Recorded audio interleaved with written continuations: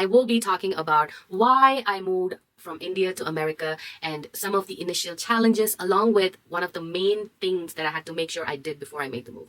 Hello, my beautiful people. Welcome to episode 2, and this is SUVI. You are going to hear me jabber for the next 15 minutes or so. I really hope that you're ready to listen to me talk nonstop. See y'all in the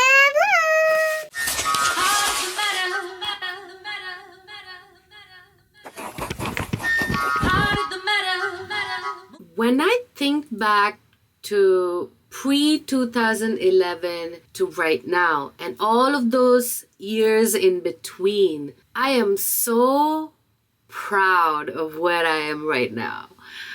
The reason I say this is because when I was in India, just before I left at 23 years old, life was incredible. I was jet setting, performing close to like 10 to 15 concerts every month, recording every day, working with my band, creating new songs of my own, singing for movies, doing interviews. It was winning the trendiest playback singer in Chennai awards. It was just everything that a 23-year-old could ask for. Yet I felt so empty inside. I kept hearing this voice within me saying, if you keep going at this pace, you are going to collapse. Everything that you are working towards is going to be in vain because none of it is going to matter. I was pushing myself way too hard. I used to sleep for like maybe 3 hours. If I kept going in that trajectory, I would have probably been 50 years old by now. At least the way I look. But look at me right now, I'm just glowing. That's because 2011, I left this crazy life that I was living. It was a very conscious decision and everybody around me was like, What? Suvi, are you crazy? You are literally in the peak of your career. Why would you let everything go and move to a whole different continent? Like, what's wrong with you? But I am so proud of myself for listening to my intuition and my inner voice at an age where usually people don't have those kinds of foresights. I decided to focus on learning more about the music business from an international perspective and also just slow down. I wanted to travel. I wanted to learn. I wanted to meet more people. I wanted to have fun in my 20s. And I did that. It was everything that I wanted, everything that I could ask for, and it was one of the best decisions I ever made. It was definitely not the jet-setting life that I was used to as I left from India. I remember I left India with 2 big suitcases packed while traveling to London for a show I had in the Wembley Arena before I took my flight to move to Los Angeles for good. And that was like my one last big concert that I did that was still part of the playback singing life that I led. Everything in my head, my mind was just like, is this the right move? Are you doing the right thing? You're letting go of so much money, so much fame and adulation and that dopamine hit that everyone loves from having hits after hits and, doing interviews and living that lifestyle, partying hard. Oh my goodness, I partied hard. To leave all that behind and take a flight and just go away on a one-way ticket to a continent where you have no idea how to live a life. Like, I had to be taught how to go grocery shopping by my aunt and uncle who lived in America at that point, because I was like, when they told me, let me teach you how to go grocery shopping here, I was like, what's wrong with y'all? I know how to go grocery shopping. I used to go shopping with my cook back in India. My driver used to drive me to the grocery store. I got this. No, I was so overwhelmed just looking at the stores over here because they had so many products. In America, like everything, like it's not just one box of cereal, it's like 30 boxes of cereal. I don't know why I guess that's capitalism. I did not know about that when I moved here. So I did need my lessons in grocery shopping. I did need my lessons in going and starting a bank account. I'm glad my family here helped me out to do all of that, because I would have been a headless chicken. Fast forward, I finished my schooling. I came out here. Some of the biggest challenges that I met with during that period was definitely, number one, missing family. I all of a sudden, was a student. I wasn't making the same amount of money as before, so I couldn't just like keep flying back and forth. So the first time I came back home was after 3 years, and after 1.5 years, and I was like so missing home cooked food and my mom's touch and our Malayalam conversations. And I'm not even going to translate that for you, but I'm basically saying that I missed everything that was home. The next biggest challenge for me was being by myself. I was in the middle of Hollywood, literally living on Hollywood and Highland. Like, if you know Los Angeles, you know how crazy that area is. It was scary. It was constant catcalling. It was not knowing who to trust, where to go.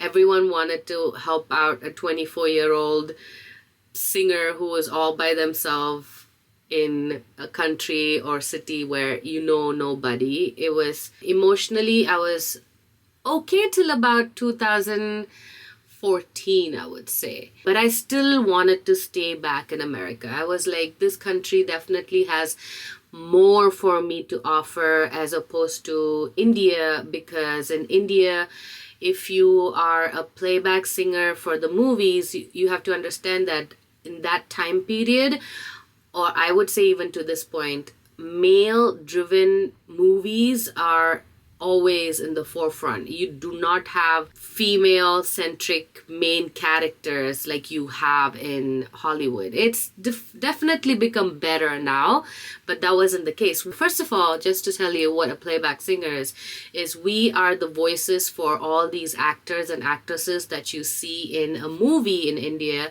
and they are just lip-syncing to us. So basically, the song is written by the music director, and then they call us playback singers to sing it, and then based on our emotions and styles and swag, the actor or the actresses will shoot lip syncing to the song. Right, that's what a playback singer is. It's kind of like musicals, except most of the musicals here, the actors do the singing as well. Not in India. 99% of them don't sing. They are all actors. And they're incredible at it, don't get me wrong. So that's a playback singer, right? So when the movies are not very female-centric stories, that means that the songs for you are cut by more than half, because now the male playback singers are the ones who get the most work. And that right there was very upsetting for me. And secondly, because of my voice, I was constantly just getting songs that were sexualizing women, right? Like, they were called item songs. I think they're still called item songs. I was sick and tired of singing item songs. And yeah, they became hits. They were making me a lot of money. But my soul was like, come on, there must be something a person with a lower voice wants to sing about that's besides come have sex with me, look at how sexy I am, oh my god, sex, sex, sex. I was so tired of being objectified as a playback singer. I can't even imagine what these actresses might be feeling, or the item dancers. There's an actual job called item dancers. They get hired for dancing on these item songs. It's a terrible name. Anyways, that's how it is. The creativity is incredible, but it's just I do not appreciate the objectification of women. And so all of these were just like drowning my soul inside as I left. So, for me in America, I was getting accepted for my creativity, my voice, songwriting. My teachers were super appreciative. They were like, holy, your voice is incredible. You have the range. I was never appreciated like that in India. So as I was learning, even before I graduated, I got a job. I started working in Vegas, and fast track a year of just performing every freaking day, I got burnt out. But it trained me so well. Like, I was able to just sing so beautifully. Like, everything that I learned in school, that I went to in Hollywood, I started utilizing on stage right even before I graduated and started making a lot of money again. And I was like, okay, I'm living the same crazy life again over here, and this time in a different country. So again, I stopped myself, I paused, I took a step back, and I decided to start my own band. And that's when all of my real challenges began. When I decided to start my own business in America, not knowing the playing field, I would say, it really tested me emotionally. It was hard. So yes, like I was saying, even before I graduated school, I was able to find a gig, and there I was making money again and getting back stuck in that same rut. But here's the thing. When you are moving across continents, you want to make sure that you are setting yourself up at least for a few years, right? Like, I made sure I saved up about $25,000 from all the work that I was doing before I even made the decision to move. And I transferred all my money to my family out here so they could help me figure out the banking system and blah, blah, blah. All of those financial situations I had to make sure that I did. I want to reveal this because don't just move to another country without having some kind of solid plan. I know these days you can have like remote jobs and creative incomes come your way, but back then in 2011 I had to make sure. So I saved up $25,000 and transferred it to my uncle over here, and he helped me figure out all the banking and stuff, while also working towards getting a full ride scholarship. My school was gonna cost me about $70,000, and I did not want to be stuck in a situation where I am in a different part of the world and all of a sudden I have no way to pay for my fees. So I applied for a full ride scholarship, went through their grueling sessions. Thanks to my band in India, helped me, we put a video together, and then I went through several more grueling sessions after that, and finally I won the full ride scholarship. So which meant that the entire fees was written off, as well as I received an additional living stipend of $10,000. So all of that together, I basically set myself up really well to about $100,000 before I moved to America. It's not small amounts, but I worked really hard to get to that point. And I still needed help from my family sometimes in order to, make ends meet. So don't just jump to a different country without making those kinds of plans. You need to understand how to be able to do that. That was one challenge that I had to overcome before I made the move. Then once I made the move, it was very psychological. It was like loneliness. It was, where are my friends? Who are my friends? Who can I trust? All of those things that I was talking to you about. But it was very important for my growth, because in 2014, when I decided, okay, I want to stay here longer. I really like being in America. I like how inclusive it was. I was getting a lot more acknowledgement and appreciation for my talent, a lot more than I received in India back then. So we started working towards getting that visa figured out, and that was another additional $10,000. It's not inexpensive to move to America. It's a lot of money, but I made these decisions because I definitely felt like being in America for who I am as a person was far more conducive than being in India at that moment. Independent music scene did not exist. It was almost non-existent. S5, the band that I was part of from the original Pop Hunt, was probably the pioneer of pop bands in South India at that point. So I had to make that decision and decided to stay back. I got my artist visa. Again, had to work really, really hard to get this visa. It was no joke. It was a lot of documentation proving to the government here that I was indeed an extraordinarily talented person in order to be here. So people think that it's an easy wait to just move to America, especially I mean, if you have a lot of money lying around, it's easy to just go, buy yourself a visa and just move to another country. But if you want to do it, the skill-based way or the talent-based way, there's a lot more work you need to do, and it's still possible. It's just you have to figure out the ways of doing it. Whew, a lot of information, right? That being said, once I got my artist visa and all of that, I had a good stint of another 2.5 years, and I worked in a lot of party bands, performed at the Staples Center, performed a lot of concerts, big shows, House of Blues, Viper Room, all the legendary places. It was great fun. But again, I started, there's always that voice. I think every 3 years, this voice comes to me and be like, hey man, I think it's time to do a 3-yearly review of your life. Are you happy doing what you're doing? That happened again, and this time it hit me hard. It was in 2016, 2017. I was utterly depressed. I was so depressed that I found a reason to be mad at the person that was closest to me. At this point, I was already dating my current partner.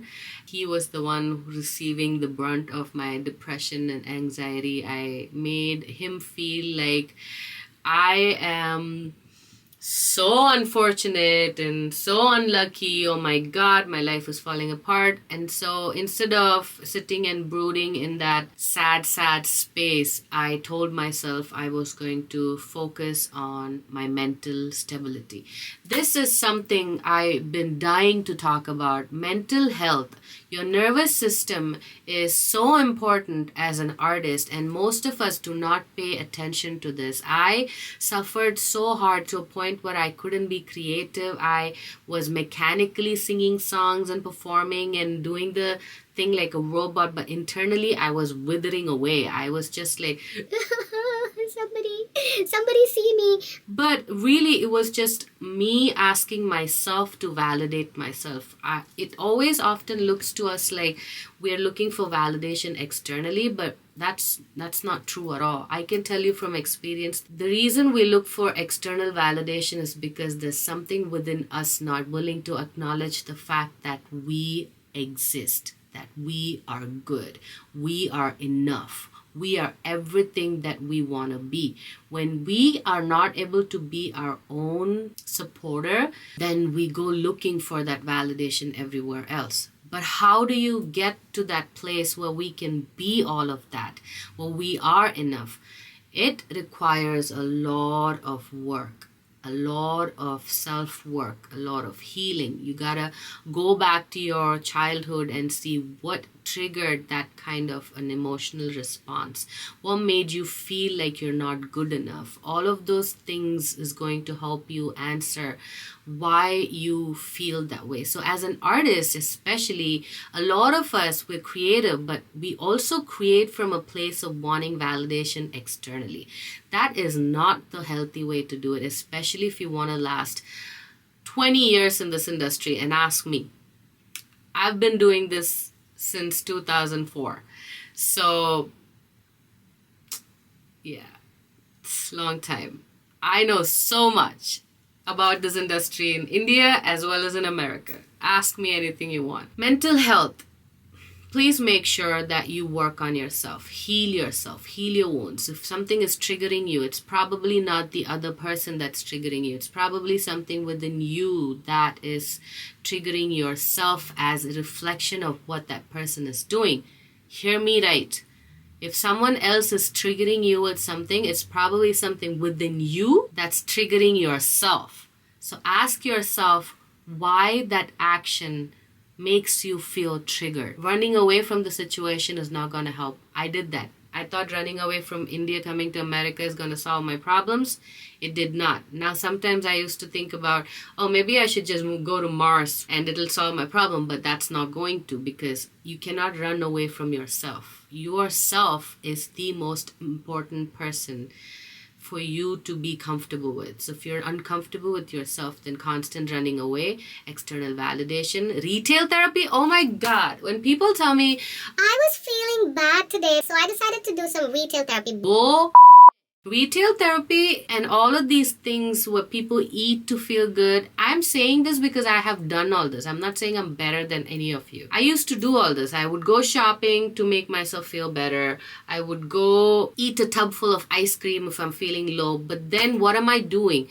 The shopping is dopamine hit that makes you feel good temporarily, but then you're going to have a crash. And then you're going to go back to crap A. You're going to start feeling like crap. And then this is promoted by people who live in a capitalistic society. They want you to keep buying things because everyone has so much to sell, including myself, my course for songwriters, and my mentorship programs. Everybody wants to sell. So retail therapy makes it look really good from the outside, but it's not going to help your soul. It will not make you feel better. Same thing, food is not going to help you feel better. If anything, it's going to be more detrimental because now you're just adding junk into your body that makes you wire yourself even worse. And then now your hormones are getting kicked into all the wrong turbo modes and you're all over the place, my love. So please listen. When you start working on self, the most beautiful place to start is to be slow, is to calm down and take heed of your breath. Pay attention to your breath. Become self-aware and release.